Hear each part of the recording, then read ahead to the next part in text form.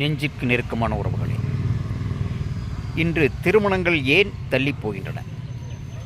நமக்கான தேடல்கள் முன்பு நம்பிக்கை இருந்தது. ஒருவர் சொன்னார் என்றால் அதில் உண்மை இருக்கும், அதில் பொய் இருக்கும், அதில் நம்பிக்கை இருந்தது. இன்று பணத்தை நாடி தேடி ஓடுகிற காலமாக இருப்பதால், ஆடம்பரத்தை விரும்புவதால், வசதி வாய்ப்புகளை மனம் தேடுவதால் யார் சொல் மீதும் நம்பிக்கை இல்லை.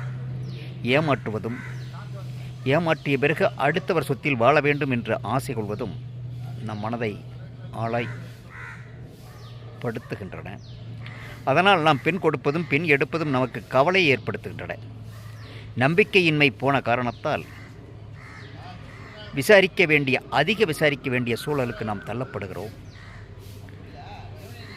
எவ்வளவுதான் விசாரித்தாலும் கூட, அவர்களை தேடினாலும் கூட, அவரிடம் பணம் அதிகமாக இருந்தால் அவரிடம் மனம் சரியாக இருக்கும் என்று எண்ணுகிறோம். பணம் இருப்பவரிடத்தில் மனம் இருப்பதில்லை, மனம் இருப்பவரிடத்தில் பணம் இருப்பதில்லை, வாழ்வதற்கு போதியான வசதி இருப்பதில்லை. இவை இரண்டும் நாம் தேடுகிற போது நம் கண்முன்னே வந்து போகிறது. அதனால் நாம் சோசியத்தை நாடுகிறோம்.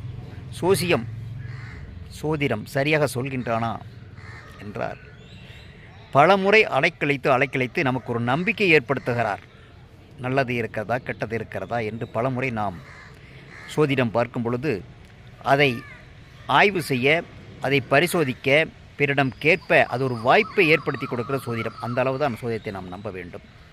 ஆம் உறவுகளே, இப்படி முழுமையாக நாம் நம் வசதிக்கு அதிகமான இடத்திலும் நம் வசதிக்கு குறைவான இடத்திலும் பெண் கொடுக்கும் பொழுது, குறைவான இடத்தில் பெண் கொடுத்தால் நமக்கு மரியாதை இருக்காது, அவர்கள் நமக்கு ஈடாக அவர்கள் செய்ய மாட்டார்கள் என்ற எண்ணம் வருகிறது.